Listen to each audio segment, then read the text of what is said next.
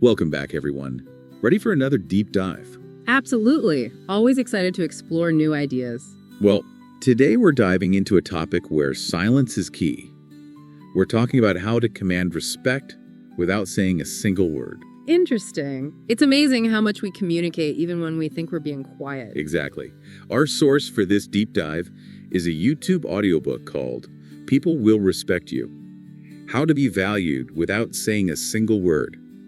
Ever feel like you're being overlooked despite your best efforts? All the time. Well, this audiobook might just have some answers. Sounds intriguing. What's the main takeaway?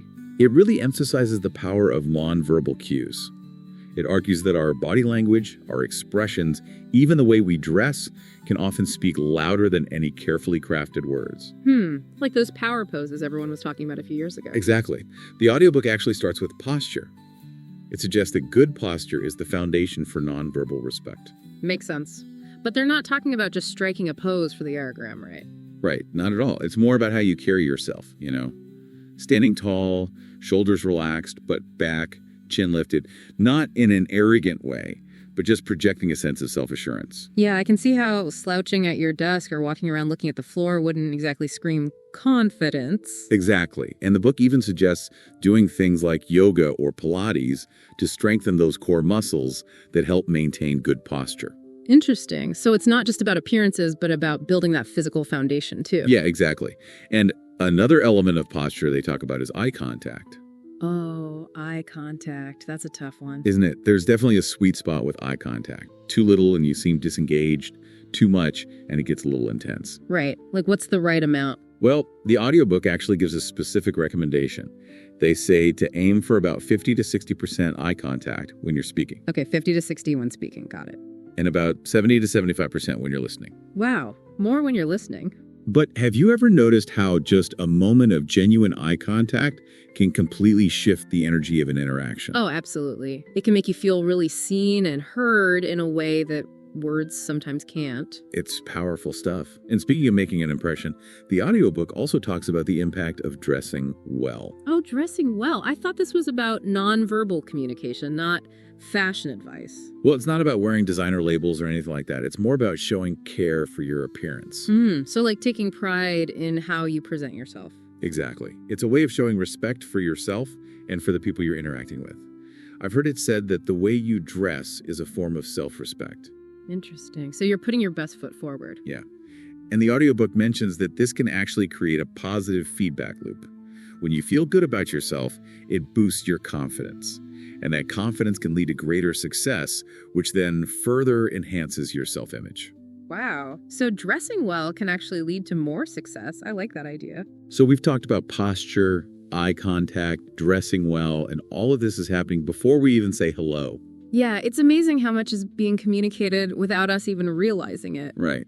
So what are some other mindful movements the audiobook suggests? Well, they delve into a lot of specifics. Open posture, relaxed hands, even slightly leaning in while listening. These are all subtle cues that can signal engagement and confidence. Oh, so like the opposite of crossing your arms and fidgeting. Exactly. That kind of body language can project insecurity or disinterest. So it's almost like we're learning a whole new language, but instead of words, it's all these nonverbal signals. You got it. But if I'm trying to put all this into practice, should I be walking around thinking, relax my hands, maintain eye contact all the time? Well, that's where the mindful part comes in. It's not about being robotic, but more about bringing awareness to your default behaviors. Like maybe you habitually cross your arms when you're feeling stressed. Yeah, I need that.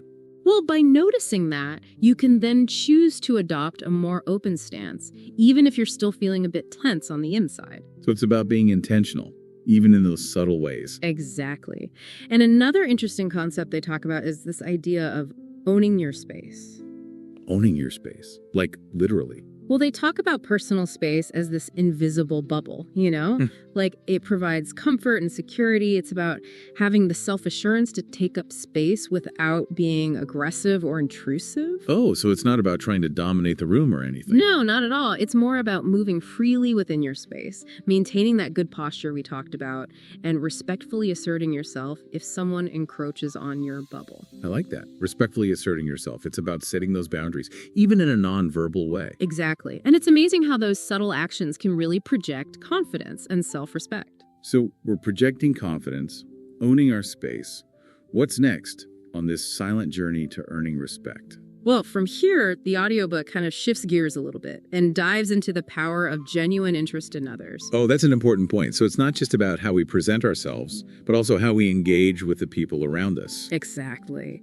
The book really stresses that making people feel valued and respected goes way beyond those surface level pleasantries. Right. So more than just, hey, how are you doing? Exactly. It's about asking about their day, their goals, their passions. It's about really demonstrating that you see them and value their experiences. I can definitely relate to that. I've felt that shift, when someone goes beyond the usual small talk and actually wants to know what's going on in my life. Right. It's powerful. And it all ties into this bigger idea. We all have a story to tell. And showing genuine interest in that story is a way to build connection and ultimately earn respect. That's a great way to put it. And this ties in beautifully with the next point, active listening. Something we talk about a lot, but it's easier said than done. Oh, it really is. It goes beyond just hearing words. It's about absorbing both those verbal and nonverbal cues. It's about focusing intently on the speaker and making them feel truly heard. Now, I think we all know how good it feels when someone really listens to us. Like we instantly respect their opinion more, even if we don't necessarily agree with them. Right. It builds that trust, strengthens connections, Oh, Brian. and it makes you a better communicator overall. It does. So we've talked about eye contact, now active listening. What about something like a smile? Does the audiobook mention that? Oh, they do. And they really emphasize it, actually. The power of a genuine smile is huge. A smile seems so simple. I know, right? But picture this. Someone approaches you with this warm, authentic smile. It instantly puts you at ease. It does. It makes them more approachable, more likable. But like the audiobook cautions, those fake smiles, easy to spot. Authenticity is key here. Yeah, nobody likes a fake smile. Definitely not. And just as a smile can convey warmth and approachability, our facial expressions more broadly can also project confidence. Interesting. So it's not about forcing a grin, but more about letting our genuine emotions come through. Yes, exactly. They even give a few tips, actually. Maintain that steady eye contact, relax those facial muscles, even a slight raise of the eyebrows to show interest. So it's like our face is this billboard, broadcasting our confidence and approachability to the world. You got it. And this leads to something I'm actually pretty passionate about: embracing your uniqueness. In a world that's often pushing for conformity, it's so important to remember that your individuality is what makes you valuable. It's what makes you stand out. I love that. So it's about celebrating what makes you you, even those like quirks and imperfections. Absolutely. The people we admire, they're often the ones who are just unapologetically themselves, not afraid to be different. So true. And, that actually reminds me of something else the audiobook mentioned, taking calculated risks. They talk about how it demonstrates courage and initiative. Stepping outside of that comfort zone. I like it. It shows you're not afraid to push yourself, to go after what you want. Yeah, it shows you're not complacent. You're always striving for something more. And alongside that drive to grow, the audiobook also emphasizes setting healthy boundaries. Boundaries. But how can you do that non-verbally? Well, think of it like this. We all have those metaphorical fences in our lives, Yeah. right? Those boundaries that protect our emotional well-being. And we can communicate those boundaries non-verbally too. Oh, I see. So like maintaining that good eye contact and posture, Mm-hmm. could that actually help establish boundaries? Exactly. If someone is standing too close for comfort, simply taking a step back while maintaining a confident stance can non-verbally communicate your need for space. Wow. It's like our body language is this whole silent language of respect. It really is. And on the topic of taking care of ourselves, the audiobook also emphasizes prioritizing self-care. Makes sense. You can't pour from an empty cup, right? Exactly. Getting enough sleep, eating nutritious foods, managing stress, all of that allows you to show up as your best self, which naturally commands respect. It's not selfish to prioritize our well-being. It's essential if we want to show up authentically and respectfully in our interactions. Right. And then there's emotional intelligence, which in the audiobook they call the key to connection. Emotional intelligence. That's a big one. Kind of tricky to even define, let alone cultivate. It is. But essentially it's about understanding and managing your own emotions while also empathizing with others. So more than just being in touch with our feelings, but about how we use that awareness to navigate relationships. Exactly. Emotionally intelligent people are often more respected because they bring that awareness and empathy to their interactions. It's not just about their own needs, but also the needs of others. That's a great point. Which brings us to empathy and compassion, two qualities that are often seen as weaknesses, but the audiobook actually presents them as strengths. It's true. They really emphasize the power of those qualities in making you someone others want to be around, want to respect. It's about putting yourself in others' shoes, right? Understanding their perspective, offering support even if you don't fully agree with them. Yes, and it's not just about attracting respect, but also just becoming a better person overall. Absolutely. So we've covered empathy, compassion. Does the audiobook talk about respect more generally? Oh, they do. And it goes beyond just like basic politeness. Right. More than please and thank you. Exactly. It's about acknowledging the worth and dignity of every single person you encounter. So it's in those small, everyday moments, how we treat people. Exactly. Listen more than you speak. Be kind and understanding. Celebrate the successes of others. And of course, treat everyone how you want to be treated. It sounds so simple. Yeah. Yet we've all encountered those people who make us feel valued and respected, and others who, well, don't. It really makes a difference, and respecting others creates this positive cycle, fosters an environment where everyone feels valued. Love that. So we've talked about showing respect to others. What about, the opposite of that? Does the audiobook talk about things we might be doing that actually undermine our efforts to earn respect? They do. They caution against getting defensive. Oh, interesting. Yeah. I can see how getting defensive might make us appear insecure or unwilling to consider different perspectives. Exactly. It's important to remain open and receptive to feedback, even if it's not what we want to hear. Try to understand those different viewpoints and be willing to disagree respectfully. Yeah, responding calmly and thoughtfully, even in those challenging situations, shows a lot of maturity. And self-control, all qualities that command respect. Absolutely. And this ties in nicely with the next point they make, which is embracing constructive feedback. They argue that being open to constructive criticism demonstrates a willingness to learn and improve. Very true. People who are open to feedback are often seen as more humble, more approachable, even if they're in positions of authority. Right. It's about listening intently, asking clarifying questions, even expressing gratitude for that feedback. And then actually using it to grow. Exactly. People respect those who can take feedback and use it to become better versions of themselves. For sure. Which leads us to something I think is so crucial for success in any area of life. Developing a growth mindset. Oh, the growth mindset. We hear that a lot these days. We do, and the audiobook explains it as embracing challenges as opportunities for learning and development. So it's about seeing those setbacks not as failures, but as stepping stones on the path to growth. Exactly. People with that growth mindset are seen as more resilient, adaptable, constantly striving to improve. It's about believing we can always learn and grow no matter where we are in life. Love it. And then along similar lines, they talk about the importance of surrounding yourself with positivity. Oh, that's so important.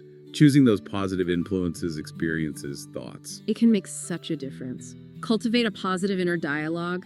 Seek out those people who lift you up and support your growth.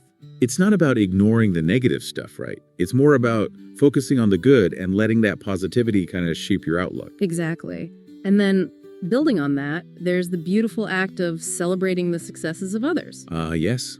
The audiobook explains that recognizing and applauding those achievements of others actually makes you a more supportive and encouraging figure. Traits that people respect. It's about shifting that focus from competition to collaboration, celebrating the wins of those around you. Yeah, and it shows you're not threatened by other people's success. You're genuinely happy for them. It shows confidence in your own abilities. And then last but not least, they emphasize the importance of gratitude and appreciation. Gratitude, always a good one. It is expressing heartfelt thanks, noticing those small gestures, showing others you value and appreciate them. So going beyond just a simple thank you. Exactly. Acknowledging the impact of their actions, paying attention to those small details, expressing appreciation. It creates this positive ripple effect, strengthens relationships, builds mutual respect. We're wrapping up this deep dive into earning respect without words. I keep coming back to this idea of self-acceptance. It's something the audiobook really emphasizes as a cornerstone of genuine respect. It's so important, isn't it? We often look for validation from others before we even recognize the value within ourselves. It's true, and we're constantly bombarded with messages telling us we need to be thinner, richer, more successful.